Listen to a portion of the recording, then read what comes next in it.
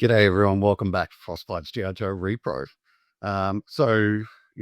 Just going through my figs and picking up figs and just playing, getting them out of the cabinets and actually touching the toys. It's always a great feeling. The other day, just, playing with my collection, repurposing, getting it looking good and holding two figs together. And I thought, wow, these two would actually just do so well together. And that's when the idea come to me that there's actually a whole bunch of figures that could work really well together. And I hadn't sort of looked at it before. So come up with the idea of just killer combos. So we're going to go through that today. And what we're mainly focusing on is, like when you're a kid and you just used your imagination, you didn't have a massive collection. You probably had maybe 5 figs or something like that. And you just sort of your imagination just filled in the rest. And it's something that I don't think we see with the kids of today. They're losing their imaginations. But we certainly had them as kids because that's all we had, right? A couple of toys and our imagination. So I just wanted to sort of go through like a top 10 today of killer combos. And I want you to let me know in the comments which ones probably you like the most. There were definitely some of these that I like more than others, but I was pretty happy with all of them in the end. So let's take a look. So first up, I just had this weird thought of 2 Joes that are, pretty much desert-born guys, and that is Spearhead and Max and Dusty and Sandstorm. Now, it really excited me. This is actually the combo that started this idea. Just having these 2 guys that I look at and I think it's like, who's thinking of putting these 2 dudes together? But in the end, they would just be so amazing working together.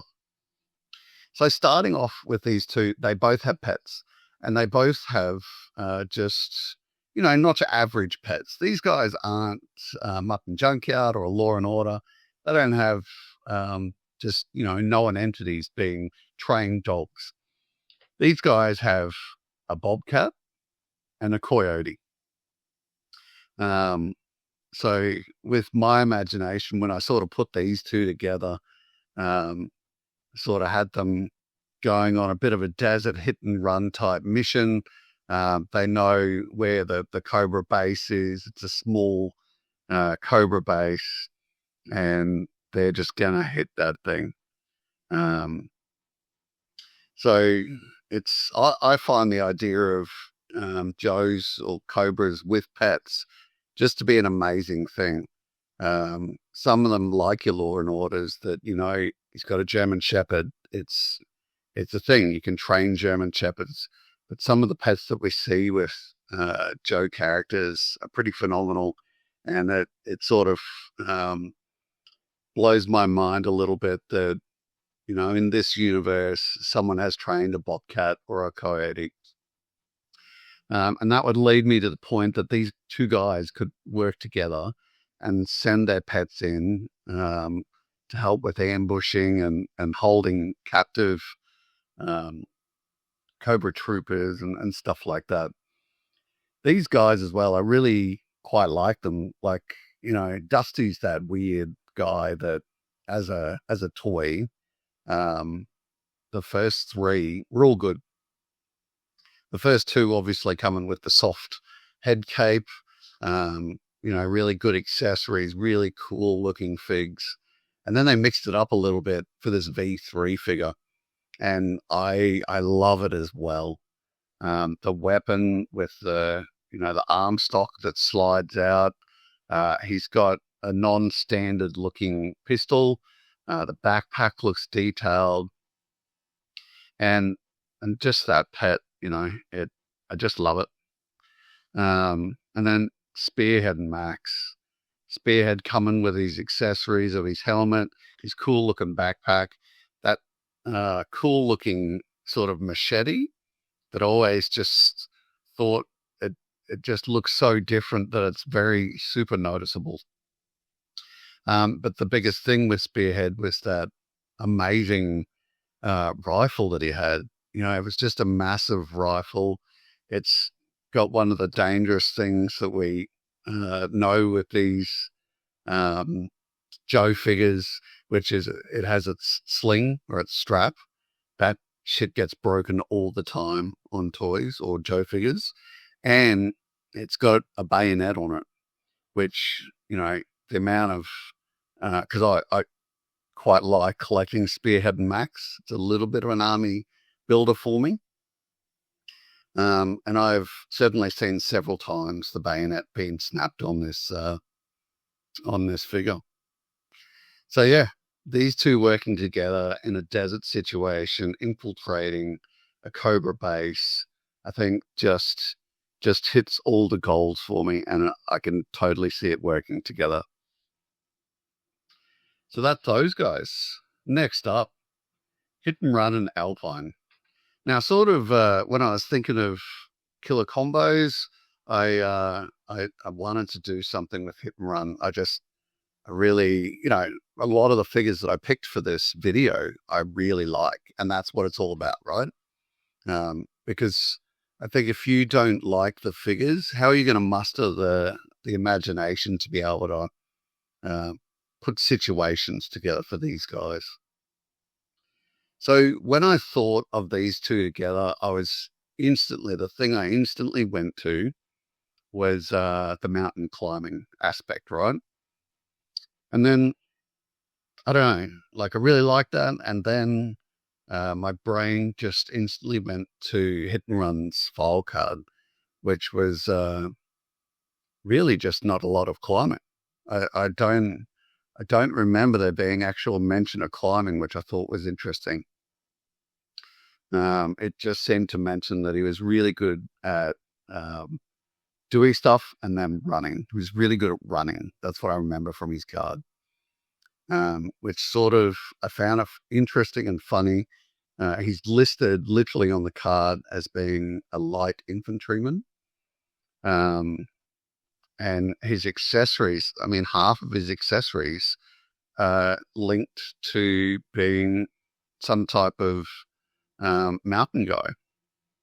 So yeah, these two I eventually pulled back in, and I thought to myself, these two just scaling some mountain or getting dropped into, you know, a mountaintop Cobra base, setting a whole bunch of explosives, and then just scaling down the mountain to escape.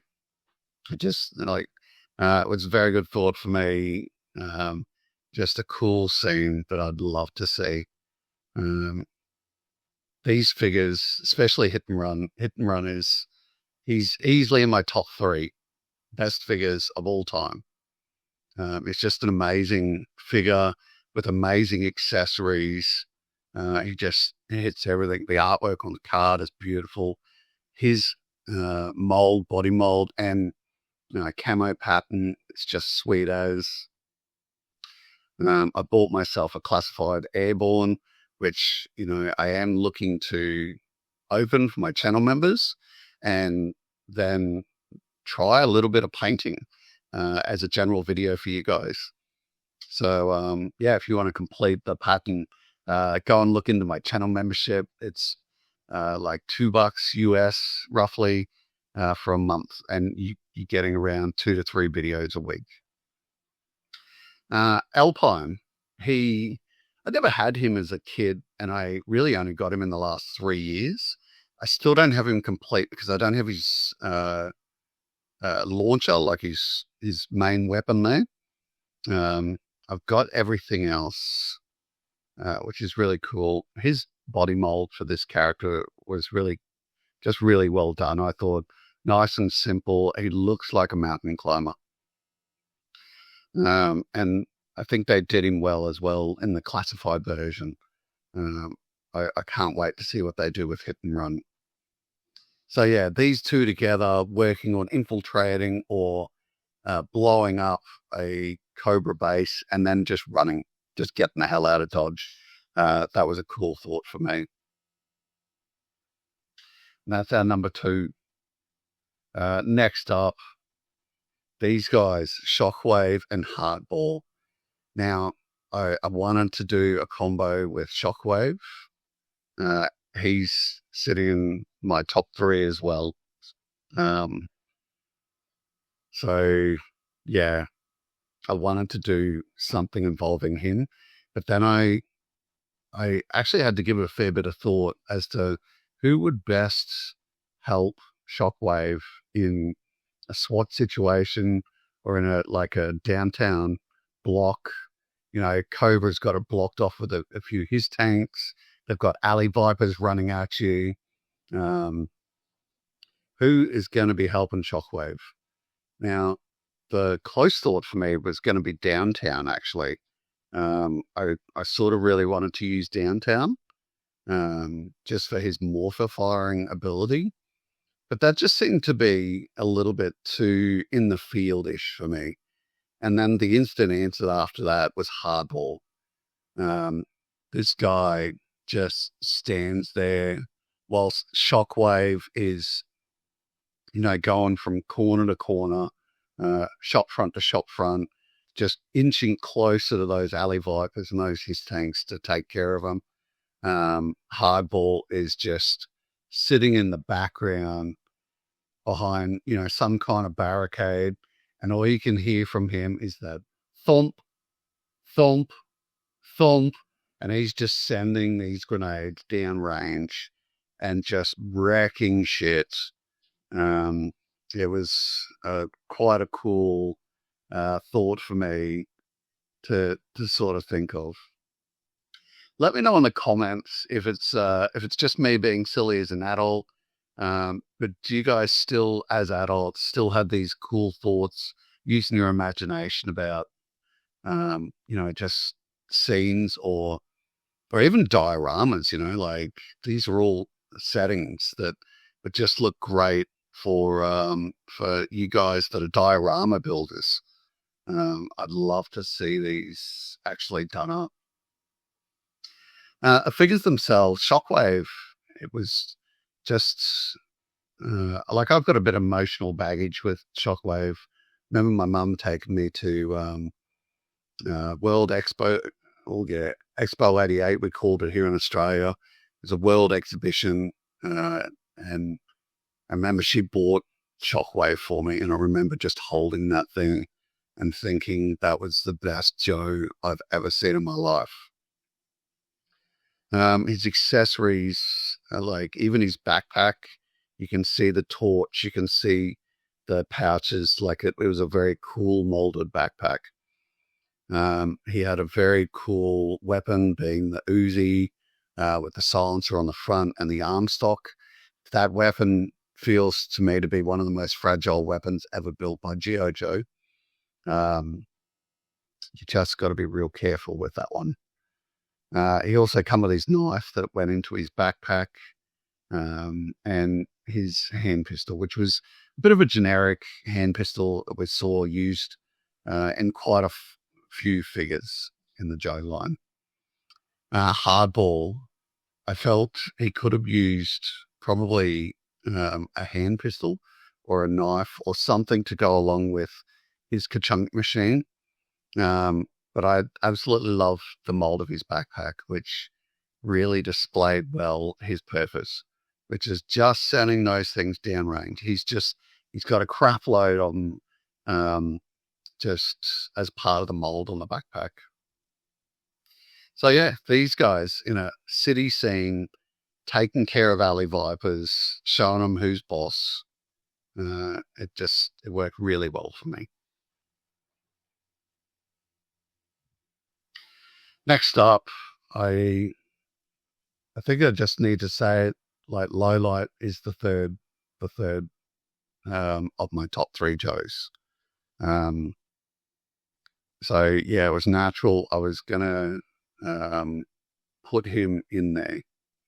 Now, if you're sitting there wondering why haven't I got Frostbite in this, well, why isn't Frostbite part of my top 3 figures of all time?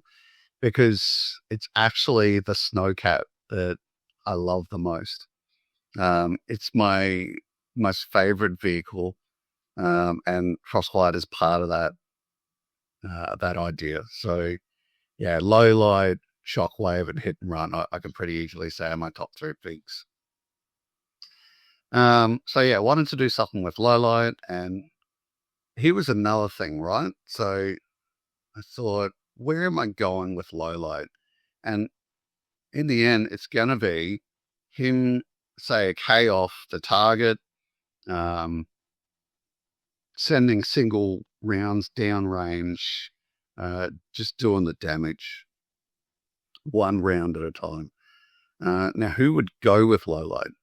I sort of went to the point of being, I know he has Night Spotter. He's a sniper. We can all safely say that.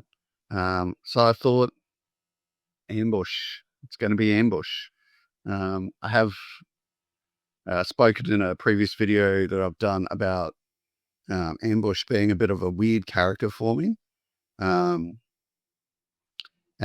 with that, I sort of look at things like, the build of the backpack, and like he carries these sticks and his net, and he carries that weird ass gun that he's got, like he's not his rifle, but his pistol. Carries that as part of the backpack. I don't know. I just find him weird, but that doesn't mean he's not good, right? So still a very good character, still a cool character. And in the end, I imagine, hilltops around a Cobra base, low light sitting up on one ridge, ambush is sitting up on another one. He's got his sticks up with the camo net over it, and he's like low light, just sending round by round downrange. And this is nothing more than guerrilla tactics and just being a nuisance. I think it would work really well. The figures themselves, low light, I just love. Like, that mold is just amazing. He looks like a sniper, and a cool one at that. His rifle is sweet as, comes with the bipod, one of the most easily lost pieces of Joe equipment of all time. I've 3D printed a made my own design for the bipod, made it work. So yeah, I'm quite happy. Here's another one I just buy when I can get. He came with his little Uzi, and one of my probably favorite things to laugh at in the Joe community is people telling me that the little indent sitting on his left leg is meant to carry the Uzi outwards. Like, stop it, people. That nobody would do that at all. But you still have your fanatics that believe that that's the case. And that's cool. You do what you need to do, boo. But yeah, this figure, the backpack's a good mold. And I think actually Leonard the Corps stole the idea. Like, they borrowed or created the mold, and you can find the same backpack in multiple different colors. Ambush, like I've already spoken about these accessories, the little stick hut, the camo net. Interestingly, there's 2 pieces of net with this guy. You can see all the instructions sitting behind the figure on the card. It is cool. So yeah. Next up, these guys, the Moist Operators. If you haven't seen my recent video on the top 15 Moist Operators of the G.I. Joe and Cobra line, go and check it out. I really want to thank you all for your recent support of my videos like this. Obviously, I'm hitting something nice in your childhood memories by talking about these. Yeah, go check out that Moist Operators video. You get to hear the word moist a lot. These two working together, they're SEALs. um, SEAL operators. So, these two go together well. This is, a couple of Morays sitting in a harbour of Cobra Island. These guys have just swum 5Ks. They've got their chargers, their shaped chargers, and they're just swimming up to those morays, putting them on, swimming away, and timer charging those things off, and bam, morays going down. It's just quite easy to imagine these dudes doing their thing. As for accessories, they're very polar opposites for me. Torpedo actually come with a spear gun. He sort of had like little torpedoes or rockets sitting on his backpack, and he come with these flippers. This guy looks like a military diver. Wetsuit, however, I just never got it. I never understood, how is this guy a SEAL? He has no weapons. Everything he has, it's like this guy is just out on a Sunday scuba dive. He's got stuff that is just helping him see the Great Barrier Reef. I never understood it. But Wetsuit does have really amazing pieces of accessories that I don't remember ever really seeing again. Like, I don't think they were overly reused again with other figures. And that in itself is really cool. I think we should be, sort of really holding deep that a lot of these, well, not a lot, sorry, some of these figures that were produced as part of the Joe line, just were given really cool accessories. And when we didn't see them again, like reused, it's such a nice thing. It shows that the figure was done really well in the first place. So yeah, that's it for those guys. Just wrecking morays. Next up, got to have some snow soldiers in there, right? And Blizzard, he doesn't sit in my top 3, but he'd be in my top 10. This guy's amazing. I don't know what it was about the snow guys, but they seem to just come with really cool accessories and lots of them. I want to draw your attention straight off to the exact same pose that both Snowjob and Blizzard are in. And it's that I've just come off a cliff and I'm shooting off to my right-hand side, knocking down land troopers. It's a very cool stance, and I haven't actually noticed it before. Before doing this video, I hadn't noticed that they were both in that stance. So cool stuff. So with these guys, I just imagine, you've got some cobra wolves fanging down the mountain, coming bearing down on Frosty and any snowcap. And these two guys are not taking any shit. They're coming from the back, from the rear, behind those cobra wolves. And they are just decimating the engine bays of those cobra wolves from behind. Just really cool stuff. As for the figures themselves, I never had Snowjob as a kid. And I don't really have much of an affiliation with him. Like, I don't feel very close to the figure. But I can see he is very cool, and I can understand how others would think it is really cool. He came with his laser rifle. It's like an XR1 or something. There's some designation for it. So yeah, you got that. And then you got the backpack that also held the skis and the ski poles. It was quite a really good use of him being able to stand there whilst having his equipment. Blizzard,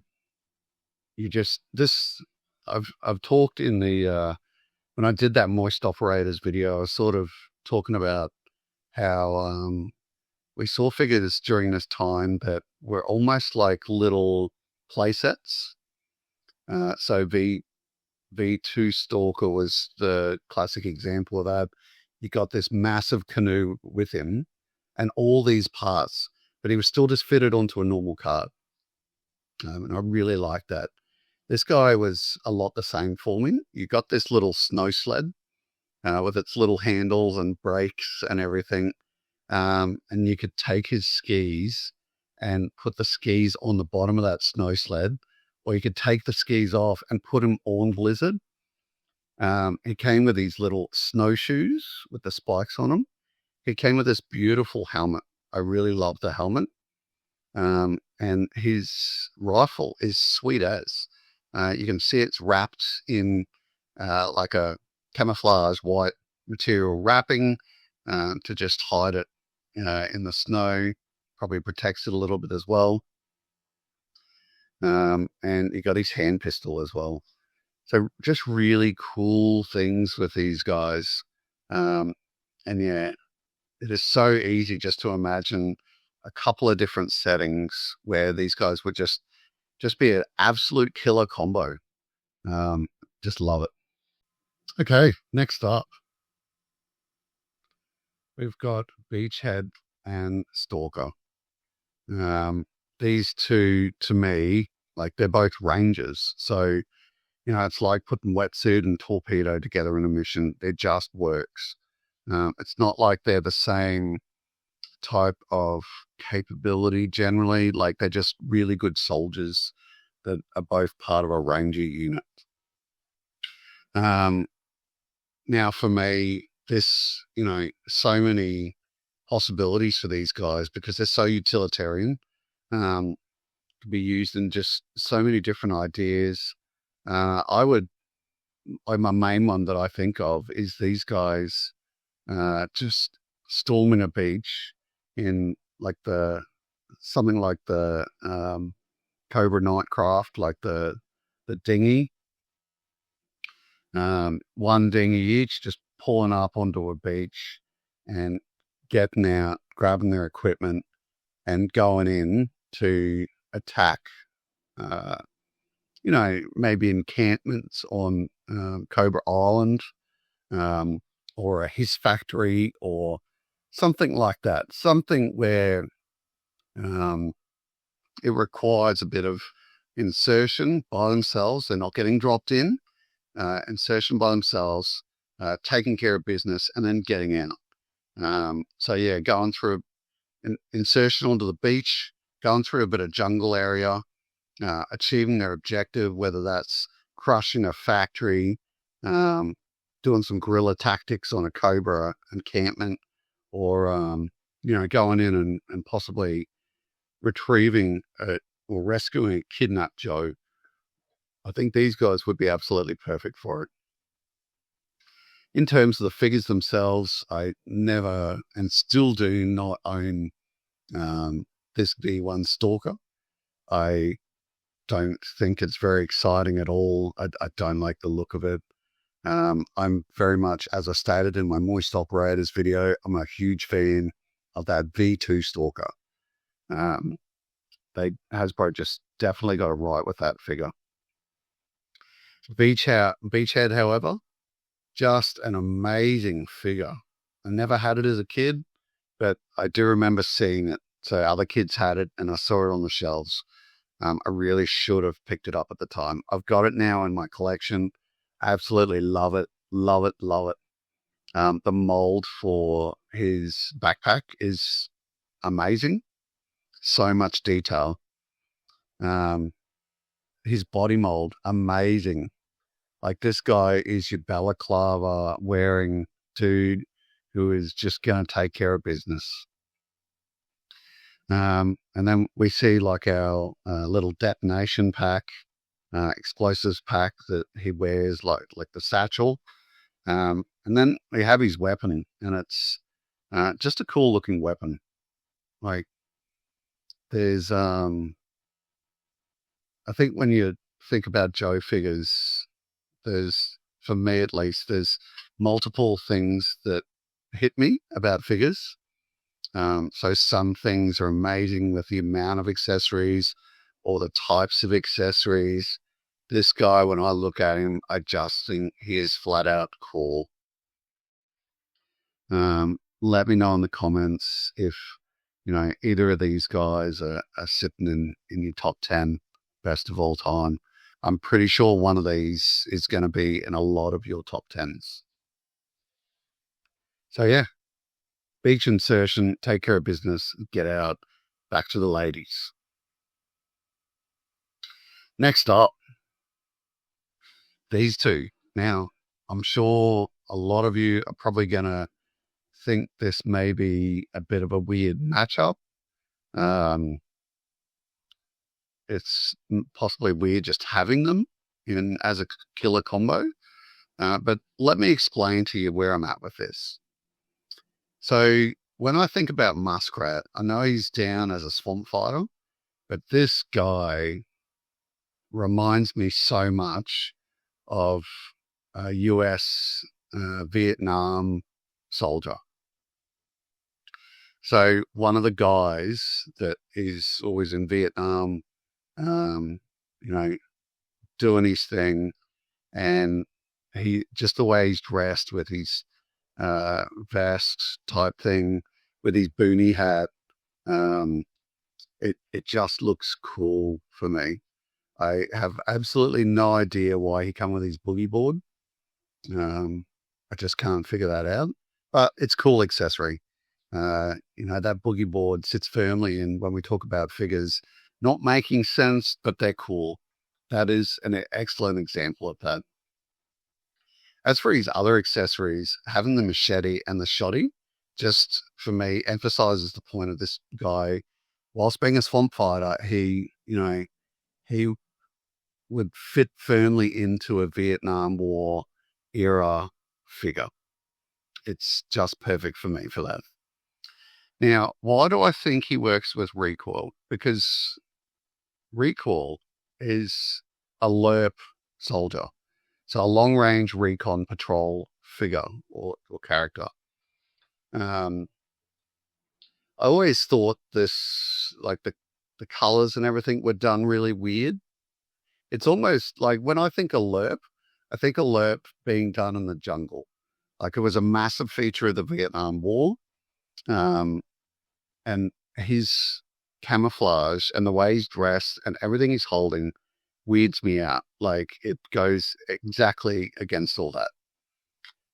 It's like he's a LERP for a cityscape with that camouflage and the weapons. So yeah, this guy, weird, like nice mold, good mold. He'd probably be a pretty good figure to repaint, to get, one version that you actually like. Those weapons, weird, like boogie board weird. He's clearly holding like his M203 version there, and they've put the bayonet fixed up top, which is a weird thing. It probably exists, but I've never seen that before. I've looked at a lot of military stuff in my time. I've never seen that, but probably is a thing. And I don't know why they made the weapons blue. It was the same for Muskrat. His machete is blue, but you look at this Fun School version in the background there, and they actually gave him a normal colored machete. So the company that gave us all the weird colors, for some reason, for Muskrat, gave us a normal color. And then for recoil, we get these, like, it's this rainbow of colors.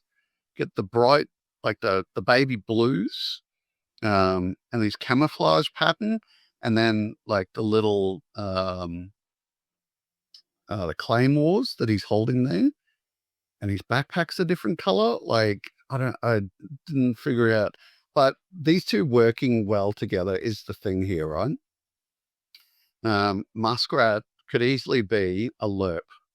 So you got two LERPs in a jungle scene, probably trying to go out and sneak up on the dreadnoks.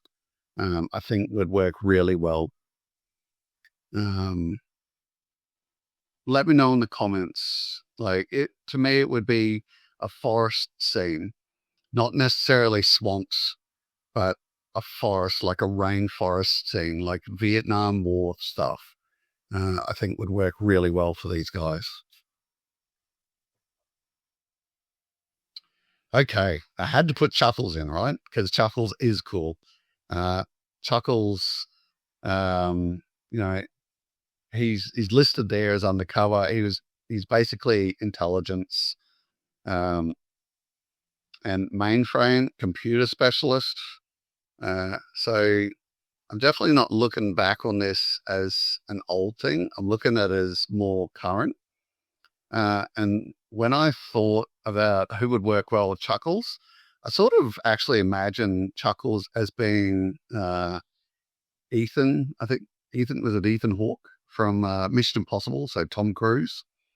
In Mission Impossible 1, right at the start, and you've got Emilio Estevez on comms, also doing computer stuff for Ethan as he infiltrates a building.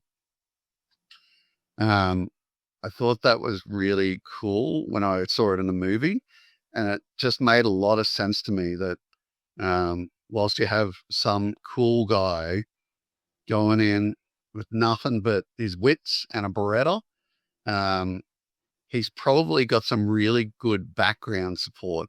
And to me, that would be mainframe. I did sort of have a really quick think that maybe it could be dual tone, but Chuckles doesn't need comm support. He needs a computer specialist, which is mainframe, to get him into buildings, get him access, make sure his name's popping up on the list of employees when the guard checks. Everything we've seen in movies about guys infiltrating large criminal organizations or whatever, there's usually always the cool guy and the support guy. And to me, that is these two. And it just played so well for me in my head. As for the figures, Chuckles, excellent. Always loved his Hawaiian shirt. His holster and his pistol as a figure didn't really work too terrifically. But it's still a cool thing. And we didn't really see a lot of these soft holsters being given to characters in the G.I. Joe line. So this is cool. His pistol, I think it was a Beretta maybe, or it looks like a Browning, like Vietnam War Browning in the art there. So please let me know if you know exactly which one it is. I'm sure it says it on that card back, but I just can't read it. Mainframe, you got some really cool stuff with him. He was a cool figure. And he sort of, when you look at his clothes, like his uniform, he sort of has that look of being, in the field or in a city area tech guy. Like he's got the tech look about him. You got a couple of different accessories with him. I think he came with like his little radio, his hose. I don't remember him having a weapon. He got a backpack and he got his sit-down computer, which funnily enough did not have a stand like you can see in that artwork. So there is 3D printed versions that can be made pretty easily. So yeah, both very cool figures and both, to me, very easy to just use some imagination as to what they're doing in a diorama or a setting, infiltrating an organization. So that's it for those guys. Now, the main show, right? Outback and Recondo. I wanted to have Outback in the list. And this one, I think, took me the most time to actually think of who would work well with Outback. I had several different names pop into my head, but each one of them just it didn't make sense to me. And I didn't want to reuse Dusty, right? Because Dusty to me would be a really good team up with Outback. And then it dawned on me that we had Recondo. And Recondo to me is just this bit of an old school gentleman, you know. That's the look he definitely has for me. Just a guy that's out in the world doing his stuff, you know.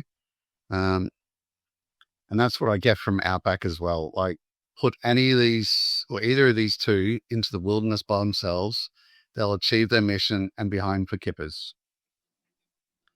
So yeah, I sort of thought of the setting of these guys in probably a bit of I don't know, like you think like plains, like maybe like an African landscape type thing.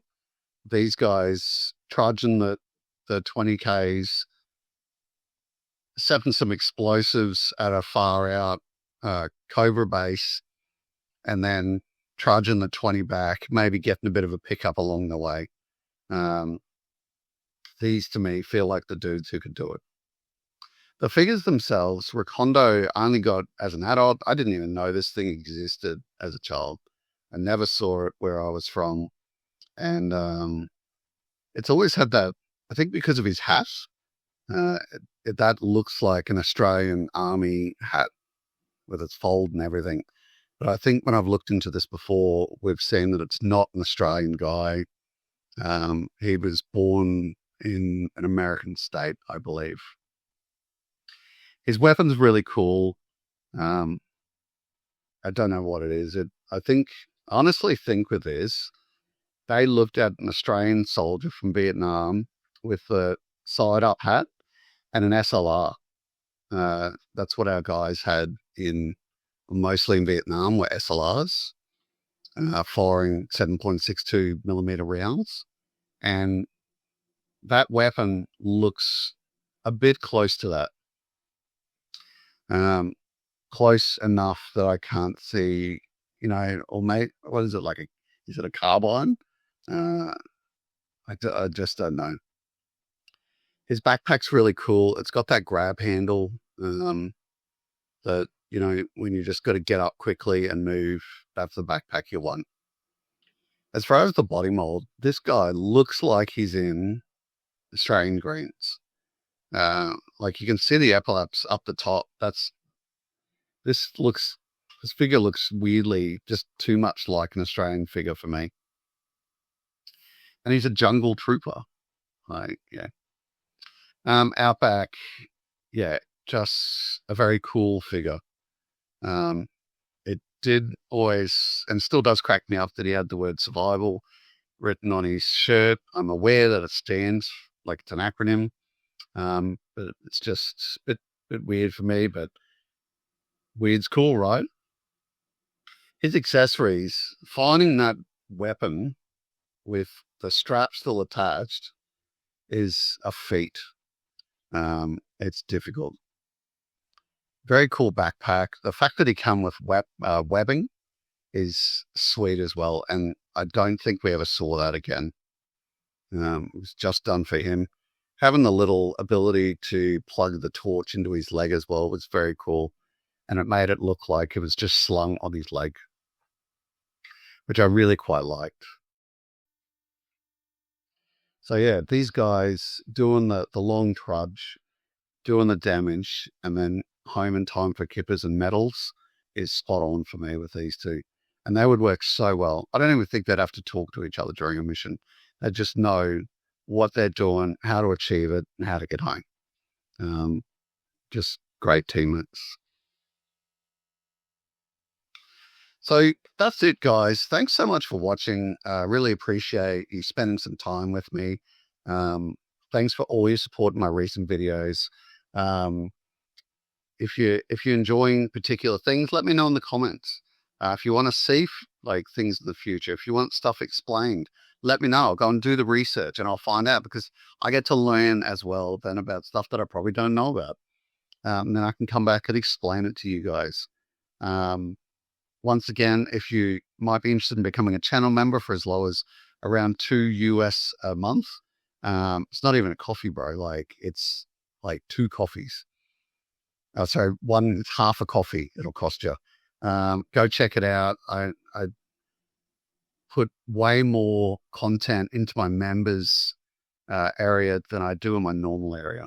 So if you want to see more of me, hear this accent, go become a member. Give it a go for a month, $2 or $3 Australian. What have you got to lose? But apart from that, thanks so much for your support. I really love you guys.